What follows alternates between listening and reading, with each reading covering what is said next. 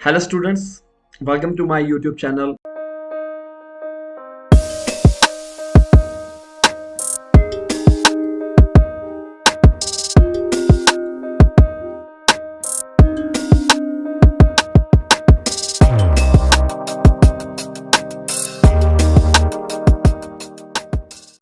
This video will be in Hindi language and topic is what should I do before one day of the exam.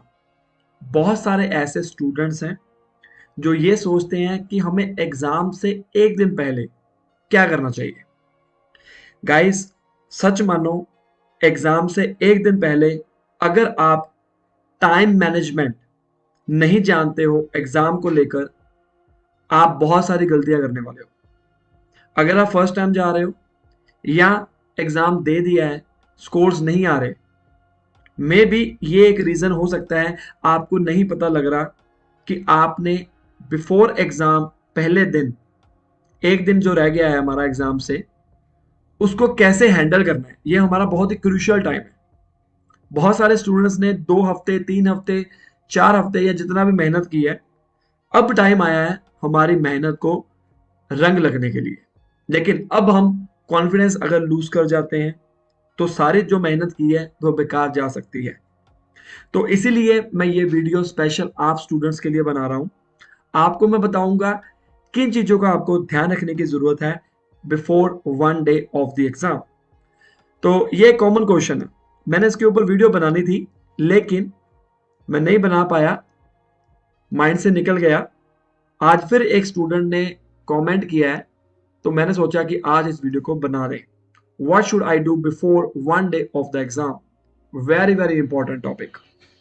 तो students, सारा syllabus आपकी आंखों के सामने है। आज हम डिस्कस करेंगे बहुत ही अच्छे तरीके से। ध्यान से इस वीडियो को देखना ताकि आपको सारी चीजों के बारे में पता लगे कि एक्चुअली में हमने करना क्या है। गाइस, अभी एंड वाले टाइम के ऊपर आपको कौन सी चीजों के बारे में ध्यान रखना जरूरी है। फर्स्ट ऑफ ऑल, आपने फर्स्ट रूल अप्लाई ये करना है कि आपने कभी भी नया चीज करने की कोशिश नहीं करनी है। फॉर एग्जाम्पल, आपने अगर फिल इन द ब्लैंक्स किए हैं, गलत होते हैं, नो प्रॉब्लम। कोई फ्रेंड या रिलेटिव किसी से आपको ये सुनने को मिलता है कि मैंने ये टेम्पलेट यूज किया है, तू भी ये वाला टेम्पलेट यूज कर ले, नो। जो आपने किया है उसी को आपने पक्का करना है, नया कुछ नहीं करना। पहला रूल ये है। दूसरा रूल, जो आपने किया है, अब जो हमने एक महीने में कर लिया, that is more than enough. एक दिन में कुछ नहीं होने वाला। नई चीज अगर आपके पास आती भी है तो आपने ज्यादा ध्यान नहीं देना है। क्यों? क्योंकि अगर आप नया करने बैठोगे ना, कंफ्यूजन क्रिएट करके बैठ जाओगे अपने माइंड में कि मैं वो वाला करूं कि ये वाला करूं, मिक्स हो जाएगा। तो इसलिए आपने नया नहीं पकड़ना है। और नेक्स्ट आता है, देखो, रीड अलाउड के केस में, रिपीट सेंटेंसेस के केस में, ये जो स्पीकिंग का केस अगर मैं कहूं, जो आपके अपने टीचर ने बताया है या जो आपने पढ़ा है उसको सिर्फ माइंड में सेट करो कि रीड अलाउड में मुझे ऐसे करना है, अगर पेपर आएगा तो मैं ऐसे करूंगा या करूंगी। माहौल बनाओ। Time management is very important. Speaking के केस में जब भी आप कोई टास्क कंप्लीट करते हो ना, नेक्स्ट बटन के ऊपर क्लिक कर दो, खत्म कहानी। टाइम मैनेजमेंट बहुत इंपॉर्टेंट है। रीडिंग के केस में time management is very important, वो मैं आगे डिस्कशन करूंगा। पहले मैं स्पीकिंग की बात कर रहा हूँ। स्पीकिंग के केस में देखो, जो होना है वो होना है। अब जो आपने मेहनत कर ली है, एक दिन में बदलने वाली नहीं है, ये आपको एग्री करना पड़ेगा। कॉन्फिडेंस फुल रखिए। कई बार तो मैंने ऐसे देखा है कि बच्चे अच्छा एग्जाम नहीं करके आते पर फिर भी उनके कई बार अच्छे स्कोर्स आ जाते हैं। वजह क्या है? क्योंकि हम अपने आप को जज नहीं कर सकते घर पे बैठ के। आप अपने आप को घर पे बैठ के जज नहीं कर सकते हो। क्यों? क्योंकि आपको, अगर आपने अच्छे तरीके के साथ मेहनत की है तो मोर देन इनफ है। That is more than enough. अब आपने अपने आप में कॉन्फिडेंस लेवल को इंप्रूव करना है। इंप्रूव कैसे करना है? जो चीजें की हैं उनके ऊपर ध्यान दो। अब हमने ये नहीं सोचना मॉक टेस्ट नहीं देना एक दिन पहले, पहले दे दो। हफ्ता 10 दिन पहले पहले दे दो। मॉक टेस्ट नहीं देना, क्योंकि मॉक टेस्ट दोगे उसमें नंबर ज्यादा आएंगे तो आपने खुश नहीं होना है, अगर नहीं अच्छे आएंगे तो आपने दुखी नहीं होना। क्योंकि अब हम अगर मॉक टेस्ट देने लग गए ना, अगर हम एग्जाम से एक दिन पहले, तो हमारा कॉन्फिडेंस लो हो सकता है, क्योंकि घर में जो हम पेपर देते हैं उसके अंदर हम वो चीजें यूज नहीं करते जो पेपर में होती हैं। जैसे कि हमारा माइक वो नहीं है, हम तो घर में बैठ के मोबाइल फोन के हेडफोन से यूज कर रहे हैं, मे भी आपका प्रॉब्लम क्रिएट हो सकती है। ठीक है, ये तो स्पीकिंग का हो गया। स्पीकिंग में आपने थोड़ा थोड़े टॉपिक को याद रखो, याद करो, रीड अलाउड में मुझे ये कहा गया था, रिपीट सेंटेंस में मैंने ये करना है, इमेज पार्ट का ये टेम्पलेट है, उसको बोल के देखो, मेमोराइज करो, रीटा लेक्चर में मुझे ये देखना है, ये टेम्पलेट है, याद करो, सिर्फ एक दिन पहले याद करना है। फिर आता है राइटिंग के केस में। राइटिंग के केस में आप अपने मेमोराइज करो कि ये ऐसे टेम्पलेट था, ये आपने कोई क्वेश्चन ऐसे किया था, आपके टीचर ने आपको ये दिया था, ये प्लान है। क्योंकि अगर आप इसके रिलेटेड करोगे, अगर नया करने की कोशिश करोगे तो प्रॉब्लम क्रिएट आएगी। स्पेलिंग मिस्टेक नहीं करनी, मैंने वीडियोस डाली हुई हैं। चलो मैं इसके इस वीडियो में उसकी बात नहीं कर रहा हूँ कि लाइक यू नो कि टिप्स एंड ट्रिक्स की बात नहीं कर रहा हूँ, मैं बता रहा हूँ आपको सिर्फ और सिर्फ ये कि राइटिंग के केस में हमने याद रखना है, अपना ऐसे टेम्पलेट याद करो। रीडिंग के केस में time management is very important. इन दो सेक्शंस के ऊपर ज्यादा टाइम वेस्ट मत करना, नहीं तो इन तीनों सेक्शन के ऊपर आपको प्रॉब्लम क्रिएट होगा। अब इसके ऊपर 1.5 से 2 1.5 मिनट टू 2 मिनट्स के बीच में आपने करना है, और उसी तरह इसमें भी, इसमें आप 2 से 2.5 मिनट के बीच में कर सकते हो। ये थोड़े से टाइम लेते हैं, टाइम कंज्यूमिंग होता है इसके अंदर।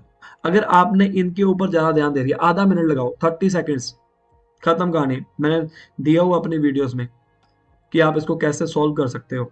सर्च किया करो ना, multiple choice multiple answer by Nikhil PTE, reorder paragraphs by Nikhil PTE, fill the blanks reading by Nikhil PT, study plan by Nikhil PT, मेरा नाम पीछे जोड़ो, आपको पता लग जाएगा। ऐसे template by Nikhil PT, summarize student text by Nikhil PT, ऐसे करो। और उसी तरह लिसनिंग की बात आती है। आप देखो, लिसनिंग एक दिन में तो इंप्रूव होगी नहीं, नहीं होगी ना इंप्रूव, एक दिन में इंप्रूव होने वाली नहीं है लिसनिंग। जो आपने कर दिया, खत्म कहानी।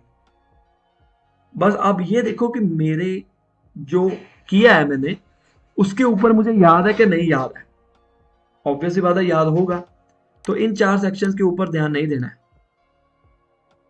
ठीक है, ये सारे इंपॉर्टेंट सेक्शंस है। अगर आप इन 4 सेक्शन के ऊपर ध्यान नहीं दोगे ना, ऑटोमेटिकली इनके लिए आपको टाइम मिल जाएगा। और यहाँ पर आपने प्रूफ रीडिंग जरूर करनी है फिल द ब्लैंक्स में। प्रूफ रीडिंग किए बगैर मत उठ जाना, कोई भी राइटिंग का टास्क हो, इसको भी तो प्रॉब्लम क्रिएट होगी। तो अब हम बात करते हैं माइक की पोजीशन क्या होनी चाहिए।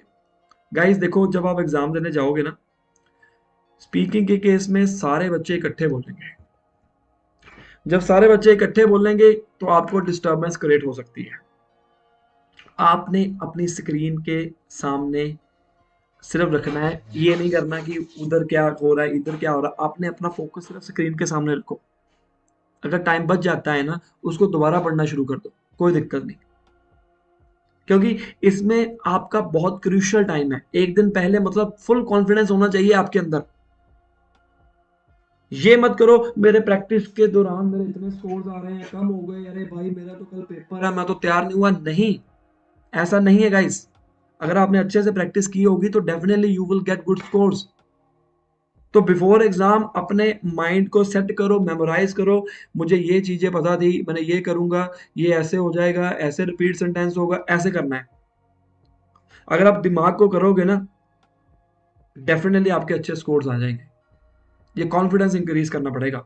गलत होता है होने दो। और माइक की पोजीशन हमने यहाँ रखनी है। ये मेरा लिप्स है, ये मेरा चिन है, इसके बीच में। इसको ऐसे मत पढ़ना, ऐसे। कई बच्चे ऐसे करने लग जाते हैं, ऐसे गलत है ये भाई। माइक की पोजीशन हमें ऐसे नहीं रखनी है, माइक को पकड़ना नहीं ऐसे, बस ऊपर से होगा, उसको आप नीचे कर लीजिए, बस खत्म कहानी।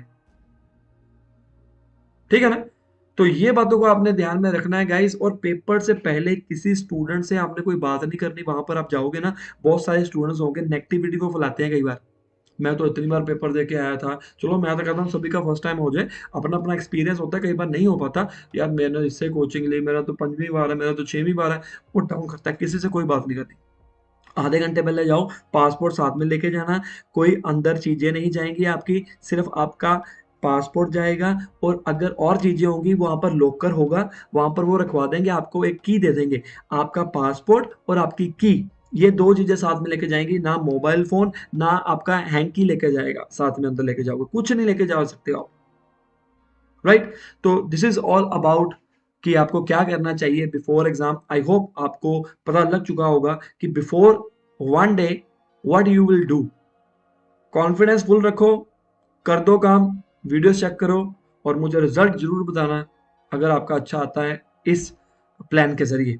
I hope you will get 90 out of 90 अगर आप एग्जाम देने जा रहे हो, अगर मेरी वीडियोस देख रहे हो। बाकी और वीडियोस मैंने डाली हुई हैं यूट्यूब के ऊपर, tips and tricks, templates, everything I have uploaded on my YouTube channel. If you are new, please subscribe my channel for more updates. And we are providing coaching in 3 different languages: Hindi, English, Punjabi, online. If you are working professional, no problem, we can adjust your timings as per your job timings. अगर आप student हो, lag कर रहे हो, बार बार fail हो रहे हो, score नहीं आ रहे, पता नहीं लग रहा, आपको सारी चीजें पता है लेकिन फिर भी स्कोर नहीं आ रहे, तो सामने दिए गए नंबर के ऊपर मुझे कॉन्टैक्ट कर सकते हैं। Definitely I will help you and best of luck and subscribe my channel for more updates. Bye bye.